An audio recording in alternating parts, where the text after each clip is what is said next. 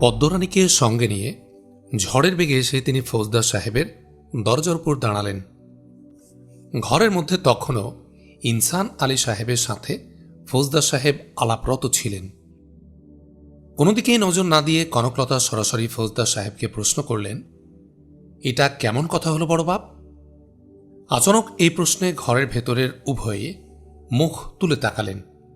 ফৌজদার সাহেব সবিস্ময়ে বললেন, কোন কথা আম্মি? ফরিদা বানু আপার নাকি শাদি, আবার সে শাদি ওই সালার জাফর আলী সাহেবের সাথে হচ্ছে? হ্যাঁ, তাই তো হচ্ছে।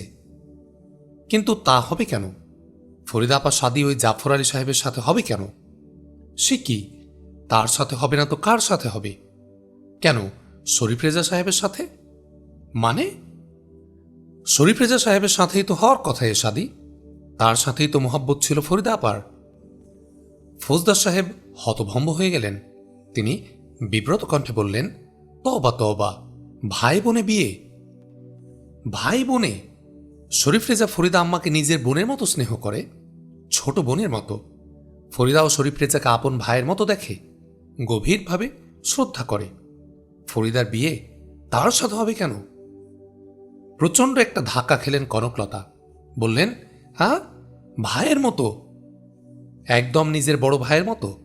ফরিদা তাকে ভাই হিসাবে এত পেয়ার করে যে কিছুদিন তাকে না দেখলে সে বিগড়ে যায়। এদিকে শরীফ রেজা বড্ড স্নেহ করে মেয়েটাকে।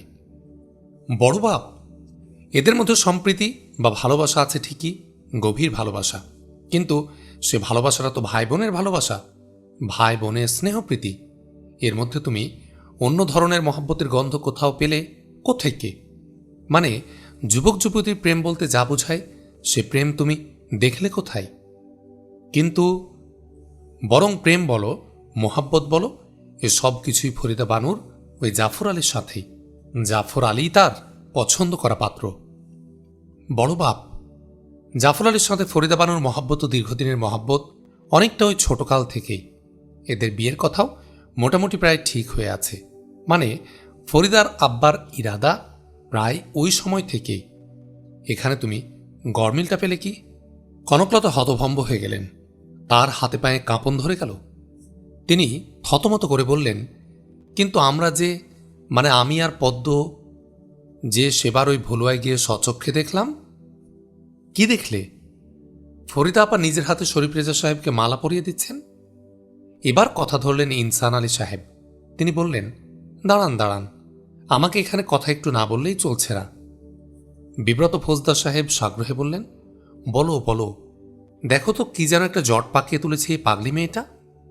ইনসান আলী কনকলতাকে বললেন, আপনি দেখলেন ফরিদা বানু শরীফ রেজা সাহেবকে নিজে হাতে মালা পরিয়ে দিয়ে তাকে কদমবুচি করছেন। শশব্যস্তে কনকলতা বললেন, হ্যাঁ হ্যাঁ, তাই তো দেখলাম। তাই দেখেই মন আপনার বিগড়ে গেল? মানে আপনি বুঝলেন এরা দুজনই গোপনে প্রেম করছেন বা পরিণয় সূত্রে আবদ্ধ হচ্ছেন? হ্যাঁ, মানে তাই তো বুঝলাম। ইনসান আলী সাহেব এবার শখেদে বললেন, আহারে আপনার বুঝ, এই বুঝে নিজেও আপনি পড়ছেন আর শরীফ রেজা সাহেবকেও পড়াচ্ছেন। কিরকম? আপনি কি বলতে চান? আপনি নাখোশ হবেন না, আমি আপনাদের অনেক কথাই জানি। শরীফ রেজা সাহেব এই যে সেবার আমার মকানে থাকার কালে সব কথাই আমাকে বলেছেন। কনকলতার হাত পায়ের কাঁপন তখন ক্রমেই সারা দেহে সঞ্চারিত হচ্ছে। তিনি জড়িত কণ্ঠে বললেন, কি বলেছেন তিনি? ইনসান আলী সাহেব এবার ফৌজদার সাহেবকে বললেন, জনাব, আপনি এজাজত দিলে আমি আরও একটু খোলাখুলিভাবে কথা বলতে চাই এই বহিনের সাথে। সামান্য একটা বিভ্রান্তির বশে এরা মস্ত বড় এক গোলমাল ফেদে বসে আছেন। একই রকম ব্যগ্র কণ্ঠে ফৌজদার সাহেব বললেন, বলো বলো। ইনসান আলী সাহেব কনকলতাকে বললেন, আপনি শরীফ রেজা সাহেবকে ভালোবাসতেন, কিন্তু ওই দৃশ্য দেখার পরই আপনি তার প্রতি নির্মম হয়ে গেলেন। কে বললে সে কথা আপনাকে? ওই শরীফ রেজা সাহেবই বলেছেন। তবে বলেছেন এটা তার অনুমান। আপনি তার উপর ভয়ানক রুষ্ট হয়ে আছেন। কেন আপনি তার উপর হঠাৎ এতটা রুষ্ট হলেন, এর কারণ খুঁজতে গিয়েই তার এই ধারণা হয়েছে। অবশ্য প্রথম দিকে তার এই ধারণা হয়নি, অন্য কোনো কারণেই আর তালাশ না করে পেয়ে এই শেষের দিকে তার খেয়াল হয়েছে। ওই ঘটনা দেখার পরই বোধ হয় আপনি তাকে ভুল বুঝেছেন। ভুল বুঝেছি? ঘটনা যদি তাই হয় তাহলে বলবো নিছক ভুল বুঝেছেন। অর্থাৎ আপনি যদি সত্যি সত্যি ওই ঘটনার পরই তাকে ভুল বুঝে থাকেন, মানে তার উপর রুষ্ট হয়ে থাকেন, তাহলে আপনাকে বলি তাকে ওই মালা দিয়ে তার দোয়া পাওয়ার আরজ বা আকাঙ্ক্ষা ওই জাফর আলী সাহেবেরই। তাদের দাম্পত্য জীবন যাতে করে সুখী হয় এই লক্ষ্যে বড় ভাই বা গুরুজনের দোয়া চেয়ে নেয়া। ফরিদা বানু জাফর আলীর ইচ্ছেটাকে বাস্তবায়ন করেছেন। জ্যেষ্ঠ ভ্রাতার মতো শ্রদ্ধা করেন যাকে, তাকে নিয়ে বিয়ে বিয়ে খেলতে যাননি। কনকলতা আর্তনাদ করে উঠলেন, সে কি? ইনসান আলী সাহেব আরো জোর দিয়ে বললেন, যদি বিশ্বাস না হয় ওই জাফর আলী সাহেবকে আপনি কোনো একদিন জিজ্ঞাসা করে দেখবেন কথাটা সত্যি কিনা। অত্যন্ত কম্পন হেতু দেহের ভার ধরে রাখতে না পেরে কনকলতা পদ্মরানীকে জড়িয়ে ধরে অস্ফুট কণ্ঠে বললেন, পদ্মরে। পদ্মরানীও এর জবাবে অস্ফুট কণ্ঠে বললেন, আমি তো বরাবরই আপনাকে বলেছি ছোট হুজুর এমন লোক নন, একটা গোলমাল আছে কোথাও। এতক্ষণে ফৌজদার সাহেব কনকলতাকে লক্ষ্য করে অভিযোগের সুরে বললেন, ও আসল ঘটনা এই তাহলে, এই জন্যই তুমি এত মনমরা হয়ে আছো? আর শরীফ রেজাও এদিকে আর আসছে না? কি যে সব কাণ্ড তোমাদের। ইনসান আলী সাহেব বললেন, না, এতে করে একদিক দিয়ে ভালোই হয়েছে। শরীফ রেজা সাহেব তার সঠিক করণীয়টা স্থির করতে পেরেছেন। ফৌজদার সাহেব প্রশ্ন করলেন, কি রকম? ইনসান আলী সাহেব একটু ইতস্তত করলেন, পরে সহজ কণ্ঠে বললেন, বলেই যখন ফেললাম সব, তখন এটুকুও বলে ফেলাই ভালো, যাতে করে ভবিষ্যতে আর কোথাও কারো কোনো বিভ্রান্তির কিছু না থাকে। কোন কথা? আমি সবকিছু জানি নে, তবে সামান্য যা কিছু শরীফ রেজা সাহেব আমাকে বলেছেন তাতে তিনি একজন বিবাহিত ব্যক্তি। তার কৈশোরকালেই বিয়ে হয়, তবে কি এক দুর্ঘটনায় সমঝোতা না হয় কনে পক্ষ কনেকে সরিয়ে নিয়ে যায়। বরপক্ষ নিয়ে আর হইচই কিছু না করে নীরব হয়ে যায়, ফলে বিয়ের দিনেই ভেঙে যায় তাদের বিয়ে। বর করে কেউ কাউকে চেনেও না পর্যন্ত। বিপুল বিষয়ে ফৌজদার সাহেব বললেন, সে কি?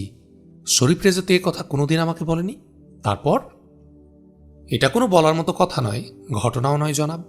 হঠাৎ করে বিয়েটা হয়ে যায় আর ভেঙে যায়, সে যা হোক। শরীফ রেজা সাহেব নাকি ইদানিং কিছু সন্ধান পেয়েছেন তাদের, মানে তাদের হাল অবস্থার। শরীফ রেজা সাহেব এবার কিছু তৎপর হলেই হয়তোবা ওই ছেঁড়া সুতা পুনরায় জোড়া লাগতেও পারে। আচ্ছা, সরাসরিয়ত মতে বিয়েটা তাদের হয়েছিল?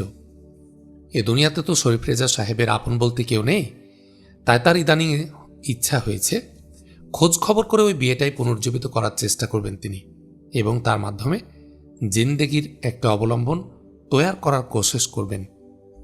তাই নাকি? হ্যাঁ, আর আমার মতে তাই করাই ভালো। খামাখায় এদিক ওদিক ছুটে ধাক্কা খাওয়ার চেয়ে যেখানে তার দাবি আছে সেখানে যাওয়াই ভালো। কনকলতাকে কটাক্ষ করেই ইনসান আলী সাহেব এই শেষের কথাটা বললেন, কিন্তু কনকলতার অবস্থা তখন করুণভাবে অবর্ণনীয়। এইমাত্রই গোটা বিশ্বের মালিকানাটাই যেন তার হাতের মধ্যে এসেছিল, আবার এখনই তা পুরোপুরি না হলেও 14 আনাই হাতের বাইরে চলে গেল। তার এখন প্রায় মূর্ছা যাওয়ার অবস্থা। পদ্মরানী তার হাতের মধ্যে ধরে রাখা কনকলতার অবস্থাটা আঁচ করতেই সন্ত্রস্ত হয়ে উঠল। একটা অবাঞ্ছিত পরিস্থিতি এড়িয়ে যাওয়ার উদ্দেশ্যে পদ্মরানী বুদ্ধি করে বলল, চলুন দিদিমণি, শুনলেন তো সব। আপনার শরীর ভালো নেই, চলুন এবার বাড়ি ফিরে যাই আমরা। বলেই কোনো উত্তরের অপেক্ষা না থেকে কনকলতা একরকম টেনে নিয়ে হাঁটা দিল পদ্মরানীকে। কনকলতাও যন্ত্র চালিতের মতো পদ্মরানীকে অবলম্বন করে ধীরে ধীরে হাঁটতে লাগলেন। অবাক বিষয়ে ফৌজদার সাহেব ও ইনসান আলী সাহেব এদের দিকে চেয়ে রইলেন। ঘরে ফিরে স্বাধীনভাবে কেঁদে উঠলেন কনকলতা। বললেন, পদ্মরে, না বুঝে শুধু শুধু এ কি আচরণ করেছি আমি তার সাথে? এর জবাবে পদ্মরানী বলল, যা হয়ে গেছে তা নিয়ে আর আফসোস করে লাভ নেই দিদিমণি। তাছাড়াও যে লোক অন্য আরেকজনকে আগে থেকেই গেঁথে রেখেছেন জীবনের সাথে এবং এখনো তারই খোয়াব দেখেন, তাকে নিয়ে এত উতলা হওয়ার কারণও কিছু নেই। পদ্মরানীর কথাতে গুরুত্ব না দিয়ে কনকলতা বললেন, তা হোক, তবু বিনা কারণে একজনকে এতটা অপমান করা, ছি ছি, এ আমি কি করেছি দিদিমণি? আর আমি ভাবতে পারছি না, এর জন্য মাফ নিতে না পারলে এ গ্লানি আমাকে পীড়া দেবে সর্বক্ষণ। খানিক পরেই ইনসান আলীকে বিদায় করে ফৌজদার সাহেব চলে এলেন কনকলতার মাকানে। কনকলতাকে পেরেশান দেখে ফৌজদার সাহেব বললেন, এমন ধারণা আমারও কিছু হয়েছিল, কিন্তু এদিকে তোমরা যে বড় বড় একটা গোলমাল বাঁধিয়ে নিয়ে বসে আছো তা তো বুঝতে পারিনি। কনকলতা উদাস কণ্ঠে বললেন, বড় বাপ। ফৌজদার সাহেব বললেন, তা এ নিয়েই বা এতটা পেরেশান হওয়ার কি আছে? শরীফ রেজা এখন সাতগাঁয়ে, সে ফিরে আসুক। তোমার যদি ধর্মান্তরে আপত্তি কিছু না থাকে তবে আমিই সব ঠিকঠাক করে দেব। কবেকার কোন মুর্দা সম্পর্ক মাটি খুঁড়ে তুলতে চাইলেই তুলতে আমি দিলাম। এদিকের এই তাজা জিন্দেগি কবর দিয়ে কবরের ওই হাড় হাড্ডি সব টানতে যাবে কোন যুক্তিতে? আমাদের কোনো দাবি নেই তার উপর। নিরাসক্ত কণ্ঠে কনকলতা বললেন, থাক বড় বাপ, ওসব কোনো চিন্তাভাবনায় মাথায় আমার নেই এখন। মানে, আমাকে নিয়ে আমি এখনো কোনো সিদ্ধান্ত নিতে পারিনি, আপনারা নেবেন কি? ফৌজদার সাহেব লাজবাব হয়ে গেলেন। এ রহস্যময়ী মেয়েটার দিলের খবর আজ পর্যন্ত তিনি উদ্ধার করতেই পারলেন না। এ নিয়ে আর পীড়াপিড়ি না করে, আচ্ছা যা ভালো বোঝো বলে তিনি ধীরে ধীরে নিজ মাকানে ওয়াপাস চলে গেলেন। ভুলুয়া থেকে একটানা ছুটে অত্যন্ত শঙ্কিত চিত্তে শরীফ রেজা তার হুজুরের মাকামে এসে হাজির হলেন। সাতগাঁয়ে ঢুকে তিনি খবর নেওয়া শুরু করেন এবং মাকামের কাছে এসেও তিনি শেষবার খবর নিয়ে জানলেন, না, উদ্বিগ্ন হবার কোনো কারণ নেই, হুজুরের অবস্থা তেমন আশঙ্কাজনক নয়। আশ্বস্ত হয়ে অশ্ব থেকে নেমে শরীফ রেজা শায়খ হুজুরের আস্তানায় প্রবেশ করলেন। অতঃপর তিনি শায়খ হুজুরের চত্বরের দিকে এগোলেন। হুজুরের চত্বরে এসে দেখলেন কাজ কর্মরত কিছু লোক ছাড়া অন্য লোকের মোটেই কোনো ভিড় সেখানে নেই, এমনকি শায়খ হুজুরও নেই। খবর নিয়ে জানলেন অসুস্থ দরবেশ বেশ কিছুদিন পর মাকামের বাইরে একটু খোলা বাতাসে গেছেন এবং মকামের মোটামুটি লোকজন তার সাথেই আছেন। দীর্ঘ সফরের পর শরীফ রেজা তখনই আবার বাইরের দিকে ছুটলেন না, হুজুরের ইন্তেজারে বাইরের বারান্দার দিকে এগোলেন। সেখানে এসে শরীফ রেজা দেখলেন বারান্দায় পাতা খাটিয়ার উপর সমমূর্তির বলিষ্ঠ এক মাঝবয়সী ভদ্রলোক চুপচাপ বসে আছেন। তার চেহারায় সৎ বংশের ছাপ আর চোখে মুখে জ্ঞান বুদ্ধির সুস্পষ্ট স্বাক্ষর জলজল করে জ্বলছে। সালাম দিয়ে শরীফ রেজা বারান্দা দিকে এগোতে ভদ্রলোকটি সালাম নিয়ে বললেন, আপনি কি শায়খ হুজুরের সাক্ষাৎ চান? শরীফ রেজা স্মিত হাস্যে বললেন, জি। তাহলে হয় আপনাকে আমারই মতো ইন্তেজার করতে হবে, নয় ওই সামনে নদীর ধারে যেতে হবে, হুজুর ওখানেই গেছেন। শরীফ রেজা ইতস্তত করে বললেন, আপনি মানে জনাবের পরিচয়টা? উৎফুল্ল হয়ে লোকটি বললেন, আমি এই হুজুরের একজন নগণ্য খাদেম। শরীফ রেজা সবিস্ময়ে বললেন, হুজুরের খাদেম? তা জনাবকে তো আগে কখনো? জি না, আমি এই অল্প কিছুদিন আগে এসে হুজুরের খেদমতে নিয়োগ লাভ করেছি, মানে হুজুরের নেক নজর লাভ করেছি। আপনি আপনি কোথেকে আসছেন? বহুত দূর থেকে, ওই সোনারগাঁ থেকে আসছি। হুজুরের সাথে পরিচয় আছে আপনার? পুনরায় ঈষৎ হেসে শরীফ রেজা বললেন, জি আছে, আমিও আপনারই মতো হুজুরের এক নগণ্য খাদেম। ভদ্রলোকটি সোচ্চার হয়ে উঠলেন, উৎফুল্ল কণ্ঠে বললেন, মাশা আল্লাহ, আরে আসুন আসুন। বলতে বলতে উঠে এসে তিনি শরীফ রেজার সাথে মোসাফা করলেন এবং শরীফ রেজাকে টেনে নিয়ে গিয়ে নিজের পাশে বসালেন। শরীফ রেজা বললেন, আমি অবশ্য পুরনো খাদেম হুজুরের, প্রায় বাল্যকাল থেকেই হুজুরের নেক নজর লাভের কিসমত আমার ঘটেছে। তা জনাবের নামটা, মানে ঠাঁই ঠিকানা? ভদ্রলোক এবার ধীর কণ্ঠে বললেন, আমার কোনো ঠাঁই ঠিকানা নেই এখন, হুজুরের এই মাকানি এখন আমার ঠাঁই ঠিকানা বলতে পারেন। বহুদূর থেকে ঘুরিয়ে ফিরিয়ে আল্লাহ তাআলা এতদিনে আমাকে একটা সঠিক ঠিকানা এনে ফেলেছেন বলে মনে হচ্ছে। জনাবের নামটা? শাহ ইলিয়াস। শরীফ রেজা চমকে উঠলেন, বললেন, জি, আপনার নাম? চেনা জানা সবাই আমাকে হাজি ইলিয়াস বলেন, কিন্তু আসল নাম আমার শাহ ইলিয়াস, মানে ইলিয়াস শাহ। ধর্মর করে তার দিকে ঘুরে বসলেন শরীফ রেজা। অত্যন্ত আগ্রহ ভরে প্রশ্ন করলেন, হাজি ইলিয়াস মানে আপনি কি দিল্লি থেকে এসেছেন? জি, তবে সরাসরি নয়, দিল্লি থেকে বেরিয়ে অনেক ঘুরে ফিরে এই বাঙ্গালা মুলুকে এসেছি। আপনি কি লখনৌতির সুলতান আলাউদ্দিন আলী শাহ মানে আলী মোবারকের দুধ ভাই? হাঁ, সেই বদনসিব বা খোশনসিব আমারই। হাজি ইলিয়াসের কণ্ঠস্বর ভারী হল। পরক্ষণে তিনি আবার কণ্ঠস্বরে পরিবর্তন এনে প্রশ্ন করলেন, কিন্তু আপনি আপনি কি করে জানলেন? শরীফ রেজার তখন আর কোনো খেয়াল ছিল না। তিনি একইভাবে প্রশ্ন করলেন, বরকতুল্লাহ নামের কাউকে চেনেন? ওই লাখনৌতির ফৌজেরই এক সেপাই এখন। জি চিনি। ওখানে জনাব শরীফ রেজা নামের এক বাহাদুরের মাকানে যে বরকতুল্লাহ সাহেব আছেন তার কথা বলছেন তো? হ্যাঁ, সেই বরকতুল্লাহ সাহেব। জি চিনি। উনাকে চিনব না মানে? নসিবের মার খেয়ে বরকতুল্লাহ সাহেব আজ একটা সেপাই, কিন্তু সেদিন এসে সহকারী সালার বরকতুল্লাহ সাহেবের সার্বিক প্রশংসায় দিল্লির সামরিক ঘাঁটি মুখর থাকত সকাল সন্ধ্যা। অত্যন্ত উদ্বেলিত হয়ে উঠে শরীফ রেজা বললেন, কি আশ্চর্য! আপনি সে বিখ্যাত ব্যক্তি, সে মশহুর যোদ্ধা আর নেকমন্দ ইনসান ইলিয়াস আলী সাহেব। তদ্রূপী আশ্চর্যান্বিত হয়ে হাজি ইলিয়াসও বললেন, তাজ্জব! আপনি কে? আপনি আমার এত কথা কি করে জানলেন? ইতোমধ্যে সদল বলে সফি শাহ শফিউদ্দিন সাহেব এসে হাজির হলেন এবং শরীফ রেজাকে দেখে প্রফুল্ল কণ্ঠে বললেন, আরে এই যে শরীফ রেজা, কখন এলে? কতক্ষণ হলো? চোখমুখ প্রস্ফুটিত করে হাজি ইলিয়াস বললেন, সুবহান আল্লাহ, ইনি কি তাহলে সেই শরীফ রেজা সাহেব? দরবেশ শাহ শফিউদ্দিন হাসি মুখে বললেন, জি হাজি সাহেব, এই সেই শরীফ রেজা যার তালাশে আপনি ব্যাকুল হয়ে উঠেছেন। এরপর শরীফ রেজাকে লক্ষ্য করে শায়খ হুজুর বললেন, আলাপ হয়েছে তোমাদের মধ্যে? শরীফ রেজা বললেন, জি অল্প একটু হয়েছে। তবে শায়খ হুজুর বললেন, ইনিও আমার এক প্রিয় ব্যক্তি, অল্পদিনের হলেও আমার একজন প্রিয় সাগরিদ, খুব দানাদার আদমি, তোমার সাথে মিলবে ভালো। শরীফ রেজা বললেন, আমি তো হুজুর সেবার লাখনৌতি থেকে ফিরে এসে ইনার কথাই বললাম। ইনাকে আমার খুব প্রয়োজন ছিল তখন, এখনও আছে। হুজুর, মানুষের প্রয়োজন কি ফুরায় কখনো? কিভাবে কাকে কখন যে প্রয়োজন তা ওই একজন ছাড়া কে বলতে পারে? সুফি সাহেবের মুখে সূক্ষ্ম একটা হাসির রেখা ফুটে উঠল। তা লক্ষ্য করে শরীফ রেজা সচকিত হয়ে উঠলেন। এ হাসির অর্থ শরীফ রেজা বুঝেন। কি বলতে চান হুজুর তাহলে? তিনি সবিস্ময়ে শায়খ হুজুরের মুখের দিকে চেয়ে রইলেন।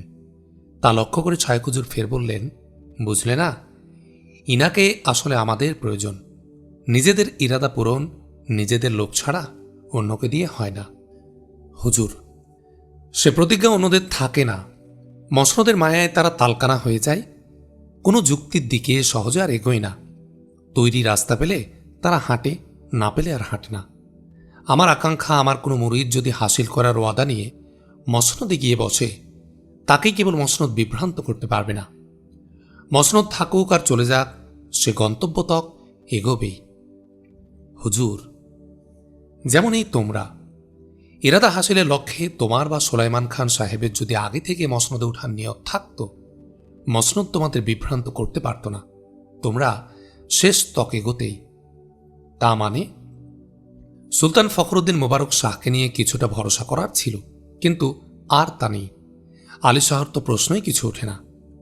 হুজুর, এখন গোন্ডা গোন্ডা মসনদ গজে উঠবে, পতাকা উঠতে থাকবে একাধিক, কিন্তু কাজ হবে না কাউকে দিয়েই। দুদিনের বাদশাহ হয় জিন্দেগির চরম পাওনা তাদের। কোনো সুদূর প্রসারী নিয়তের সাথে তাদের বাদশাহ হওয়া তেমন একটা নয়। তা থাক সে কথা, এ নিয়ে পরে বসব। এখন শুধু পরিচয়ের খাতিরে বলি, এই হাজি সাহেবই আমাদের আসলি লোক। হাজি ইলিয়াস বিনয়ের সাথে বললেন, হুজুর আমাকে শর্মিন্দা করছেন। দরবেশ সাহেব নির্বিকার কণ্ঠে বললেন, অনর্থক আমি বলিনি। হুজুর, আপনারা এখন আলাপ করুন, এইটুকু হেঁটে খুব কাহিল হয়ে পড়েছি, একটু জিরিয়ে নেয়ার দরকার। কক্ষের মধ্যে ঢুকে গেলেন দরবেশ শাহ শফিউদ্দিন। শরীফ রেজা হাজি সাহেবকে বললেন, তা জনাব, আপনি এখানে, মানে কিভাবে আপনি এখানে এসে হাজির হলেন? অত্যন্ত উল্লাসের সাথে হাজি ইলিয়াস বললেন, আপনার তালাশে। শরীফ রেজা বললেন, আমার তালাশে? জি, আপনার ওই লাখনৌতির সংগঠনের সাথে আমিও তো পুরোপুরি সামিল হয়ে গেছি। কিরকম? এ মুলুকের আজাদি হাসিলে আগ্রহী একটা দল আপনার লখনৌতিতে আছে না, গোপন জঙ্গি দল। আমিও সেই দলের একজন সদস্য।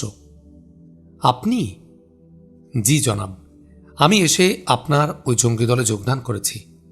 বরকতুল্লাহ সাহেবই আমাকে ওই দলের সাথে পরিচয় করিয়ে দিয়েছেন আর দলের সাথে এক করে নিয়েছেন। সুবহান আল্লাহ। যদিও বরকতুল্লাহ সাহেবই সব দেখাশোনা করেন, তবু আমাকে এখন আপনার ওই সংগঠনের মোটামুটি নেতৃত্ব দিতে হচ্ছে। আপনার অনুপস্থিতিতে সবাই মিলে আমাকে এ দায়িত্বে ফেলেছেন। মারহাবা, মারহাবা।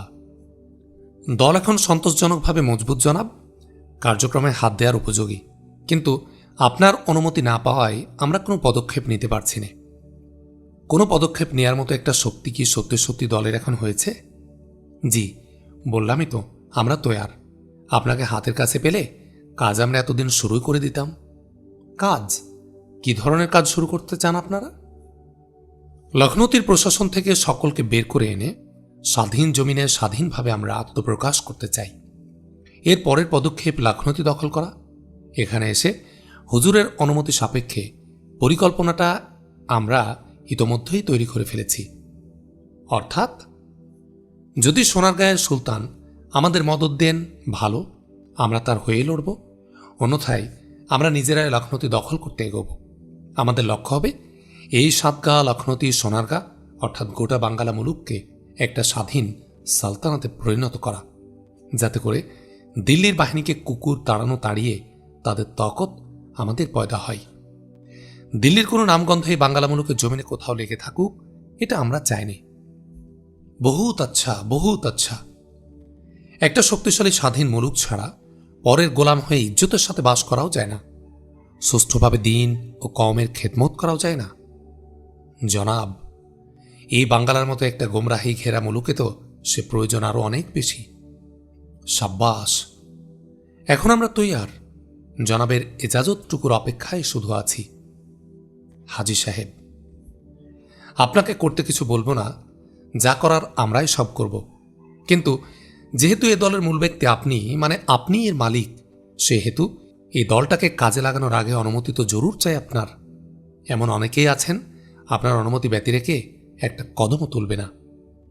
অত্যন্ত আগ্রহ ভরে শরীফ রেজা বললেন, অনুমতির ব্যাপারটা কোনো ব্যাপারই নয় জনাব, এটা আপনাদের ঢালাওভাবেই দেয়া হলো। আপনাদের সবার যা সিদ্ধান্ত, আমার সিদ্ধান্তও তাই। ইরাদা থেকে আমরা কেউ বিচ্যুত হচ্ছি নাকি না, এটুকুই শুধু লক্ষণীয়। ইরাদা আমাদের ওই একটাই, গোটা মুল্লুকের আজাদি চাই আমরা। কয়দিনের সুলতানি করার আজাদি নয়, দিল্লির হামলাকে কায়েমিভাবে ঠেকিয়ে রাখার আজাদি। এ মুলুকে দিন ও কওমকে হেফাজত করার আজাদি। আলহামদুলিল্লাহ, আপনি মুরব্বী লোক, দানেশমন্দ আদমি, যথেষ্ট সুখ্যাতি আপনার শুনেছি। আপনার চিন্তাধারা আমাদের থেকে জুদা কিছু হবে না, এ বিশ্বাস আমার জোরদারভাবেই হয়েছে।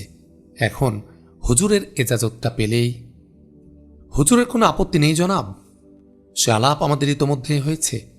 পদক্ষেপ নেয়ার ব্যাপারে হুজুরের বড় ইচ্ছেই রয়েছে জোরদার। নয়া উদ্যোগ ছাড়া ওই সব খণ্ড সুলতানের দ্বারা যে কাজ কিছু হবে না, হুজুর তো তার কথা ইতোমধ্যেই সেদিকটা প্রকাশ করে গেলেন এখনই। জি জি, আর কোনো সমস্যা নেই ও নিয়ে, হুজুরের ইচ্ছেই ইচ্ছে। এবার আমার কৌতূহলটা নিবৃত্ত করুন মেহেরবানি করে। কৌতূহল? জি হ্যাঁ, কিভাবে আপনি এ মুলুকে এলেন? বরকতুল্লাহ সাহেবের সাক্ষাৎ পেলেন কি করে? এসব বরকতুল্লাহ সাহেব আপনার চিন্তায় জব্বর পেরেশান ছিলেন তখন। আপনাকে পেয়ে নিশ্চয় যার পর্ণায় খুশি হয়েছেন তিনি। অবশ্যই অবশ্যই, আমাকে পেয়ে হাতে ওনার চাঁদ পাওয়ার অবস্থা। আসলে উনি তো আমাকে পেয়ার করেন জিয়াদা। ঠিক ঠিক, এবার বলুন আপনার সব কথা, মেহেরবানি করে বলুন এবার। কিঞ্চিত নীরব থাকার পর হাজী ইলিয়াস যে বিবরণ দিলেন তা হল, শাহজাদা ফিরোজ বিন রজবের ওই অন্যায় আক্রোশের শিকার হয়ে হাজী ইলিয়াস সপরিবারে দিল্লি থেকে বেরিয়ে আসেন এবং পথে পথে ঘুরতে থাকেন। দীর্ঘদিন নানা স্থানে ঘুরেও দিল্লির শাসনভুক্ত কোনো জায়গায় তিনি নিরাপত্তা খুঁজে পান না। একবার তিনি ধারণা করেন হিন্দুস্তানের বাইরে চলে যাবেন, কিন্তু পরে ভেবে দেখেন ভাগ্যের অন্বেষণে সকলে ওই হিন্দুস্তানে আসছেন। তিনি এই হিন্দুস্তান ছেড়ে ফিরে যাবেন কোথায়? কোনো কিছু সাব্যস্ত করে না পেরে এদিক ওদিক ঘুরে ফিরে ক্রমেই তিনি পূব দিকে এগোতে থাকেন। বিহারে এসে শোনেন লখনৌতি এখন একটা স্বাধীন মুলুক। দিল্লির গোলামি ছেড়ে দিয়ে তার দুধ ভাই আলী মোবারক আজাদি ঘোষণা করে স্বাধীন সুলতান হয়েছে। এই প্রথম তিনি জানলেন তার দুধ ভাইও দিল্লি মুলুক ত্যাগ করে এই মুলুকে এসেছে এবং সেই ইতোমধ্যে এতখানি উন্নতি সাধন করেছে। এটা শুনে তিনি অতিশয় খুশি হন এবং মহা আনন্দে ছুটে লখনৌতিতে চলে আসেন। লখনৌতিতে এসে হাজী ইলিয়াস আলী শাহ অর্থাৎ আলী মোবারকের সামনে সহাস্য বদনে দাঁড়াতে তাকে তাজ্জব করে দিয়ে আলী মোবারক গর্জে উঠে বললেন, এই লম্পট আমাকে যথেষ্ট দুর্ভোগ ভুগিয়েছে, কয়েদ করো বদমায়েশকে। সঙ্গে সঙ্গে শান্ত্রীরা এসে কয়েদ করল হাজী ইলিয়াসকে। কথা বলার কোনো সুযোগে আলী মোবারক ওরফে সুলতান আলী শাহ তাকে দিলেন না বা তার কোনো মিনতিতেও কর্ণপাত করলেন না, বরং চরম বিদ্বেষ ভরে হুকুম দিলেন, আপাতত কয়েদখানায় ফিকে দাও, শিগগিরই এই নাদানকে কতল করা হবে। ইতোমধ্যেই খবর গেল বরকতুল্লাহর কাছে। বরকতুল্লাহ সাহেব সংগঠনের সবাইকে একত্র করে সুলতানের উপর চাপ সৃষ্টি করালেন। বরকতুল্লাহ সাহেবের মাধ্যমে ইতোমধ্যে লাখনৌতির অনেকেই হাজী সাহেবের সচ্চরিত্র ও সদ্গুণের অনেক খ্যাতি তারিফ শুনেছেন। লখনৌতির অনেকের কাছে এ ঘটনা অনেকটা জানা ঘটনা ছিল, কারণ আলী মোবারকের বাঙ্গালা মুলুকে আগমনের প্রসঙ্গের সাথে হাজী সাহেবের ব্যাপারটা সরাসরি জড়িত হওয়ায় এ নিয়ে অনেক কথাই লখনৌতিতে হয়েছিল। আসল কাহিনী শুনে হাজী সাহেব যে নির্দোষ এবং তিনি একজন যে সৎ ব্যক্তি, এ ধারণা জনমনে প্রতিষ্ঠা লাভ করেছিল। একমাত্র আলী মোবারকে বিষয়টি তলিয়ে দেখতে যান না। যা হোক, হাজী সাহেবকে কয়েদ করা নিয়ে এবং তাকে কতল করার প্রশ্নে অচিরেই দরবারের ভিতরে ও বাইরে, বিশেষ করে সেপাইদের মধ্যে বিরূপ প্রতিক্রিয়া সৃষ্টি হল।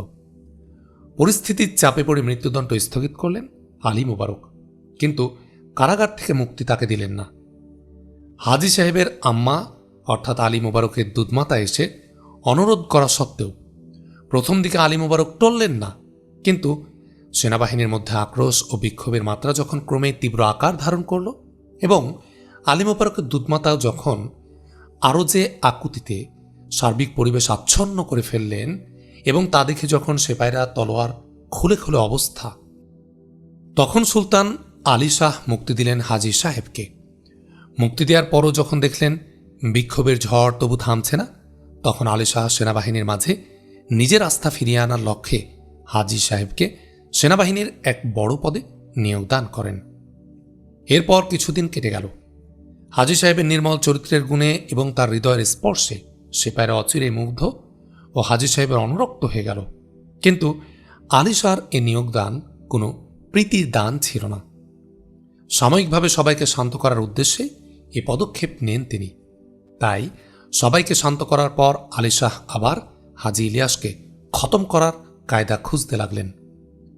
তিনি ভেবে দেখলেন, যার সাথে একবার চরম দুর্ব্যবহার করে ফেলেছেন তিনি, বিশেষ করে হাজী ইলিয়াসের মতো একজন দুর্ধর্ষ যোদ্ধার সাথে তাকে জিইয়ে রাখা বা তার ক্ষমতা ও প্রতিপত্তি বৃদ্ধি হতে দেয়া মোটেই নিরাপদ নয় আলী শাহর জন্যে। ফলে মিথ্যা এক অজুহাতে আবার তিনি হাজী সাহেবকে পদচ্যুত করলেন। শুধু তাই নয়, সর্বসাধারণের কাছে তাকে হেয় প্রতিপন্ন করার জন্য অবিরাম চেষ্টা চালাতে লাগলেন এবং তার সাথে ইতর সুলভ আচরণ শুরু করলেন। অতপর আলী শাহর আচরণের মধ্যে নিরাপত্তাহীনতার চরম আভাস সুস্পষ্ট হয়ে ওঠায় এবং গুপ্তঘাতকের হাতে নিহত হওয়ার আশঙ্কা প্রবলতর হওয়ায় আবার তিনি লখনৌতি থেকে সপরিবারে নির্দেশ হলেন এবং সাতগাঁয়ে শায়েখ হুজুরের মাকামে চলে এলেন। কিন্তু নিরুদ্দেশ হওয়ার আগে তার অধীনে লখনৌতির যে বাহিনী ছিল, সে বাহিনীর সাথে তিনি যোগাযোগ স্থাপন করেন। হাজী সাহেবের প্রতি সুলতানের এই আচরণ যে অন্যায় ও জঘন্য, এই অনুভূতি তামাম সেপাইদের মধ্যে ছড়িয়ে পড়ে। হাজী সাহেবের বাহিনী গোটায় হাজী সাহেবকে স্বতঃস্ফূর্তভাবে এর প্রতিশোধ গ্রহণের ওয়াদা দান করে এবং সেই মোতাবেক হাজী সাহেবকে প্রস্তুত হতে বলে। এভাবে হাজী ইলিয়াসের গোটা বাহিনী সহ লখনৌতির ফৌজের আরও অনেক সেপাই এখন বরকতুল্লাহ সাহেবের ওই গোপন সংগঠনের সাথে একাত্ম ঘোষণা করেছে ও হাজী ইলিয়াস সাহেবের পদক্ষেপ গ্রহণের অপেক্ষায় পথ চেয়ে আছে। শুধু তাই নয়, হাজী সাহেবের ইঙ্গিত পাওয়া মাত্রই লখনৌতি থেকে বেরিয়ে এসে হাজী সাহেবের সাথে একত্র হওয়ার জন্যও তারা এখন এক পায়ে খাড়া হয়ে আছে। তামাম কাহিনী শোনার পর শরীফ রেজা চরমভাবে তাজ্জব বনে গেলেন এবং হাজী সাহেবের এই সাফল্যের প্রশংসা তিনি কোন ভাষায় করবেন তার তালাশ করে পেলেন না। অনেকক্ষণ যাবৎ হাজী ইলিয়াসের মুখের দিকে চেয়ে থাকার পর শরীফ রেজা বললেন, একেবারেই যে অসাধ্য সাধন করে ফেলেছেন জনাব। এখন যা পরিস্থিতি দেখছি তাতে আপনার নির্দেশ ইরাদার বাইরে আমার আর কিছুই করার নেই, বা আমি পৃথকভাবে কোনো কিছু করতে গেলেই বরং জটিলতা সৃষ্টি হবে, কাজ কিছু হবে না। এখন আপনি যেভাবে নির্দেশ দেবেন হুজুরের এজাজত সাপেক্ষে আল্লাহর রহমে তাই এখন কায়েমি নির্দেশ। তার বিরুদ্ধে আর দোসরা নির্দেশ নেই। মৃদু আপত্তি তুলে হাজী ইলিয়াস বললেন, না না না না না, আমার ভুল ভ্রান্তিও তো হতে পারে। আপনার উপদেশ নির্দেশ সবসময় আমার প্রয়োজন, তবে এক্ষণে বড় প্রয়োজন আমাদের কর্মকাণ্ড শুরু করার পক্ষে আপনার এজাজত। এজাজত তো আগেই দিয়ে দিয়েছি আমি।